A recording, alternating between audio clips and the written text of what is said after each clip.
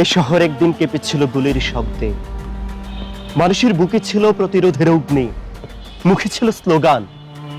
কে জানতো একটি মিছিল হয়ে উঠবে আগুনের নদী, নিঃশব্দ মানুষেরাও বজ্রধ্বনি তুলবে রাজপথে।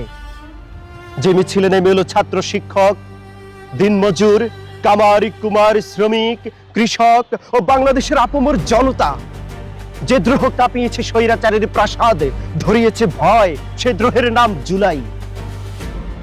খুনির বিরুদ্ধে লড়াই করে বুলেটের আঘাতে যারা মাটিতে লুটিয়ে পড়েছিল, যাদের রক্তে হয়েছে স্বৈরাচারীর পতন, তারা চিরকাল বেঁচে থাকবে আমাদের হৃদয়ে, ইতিহাসে।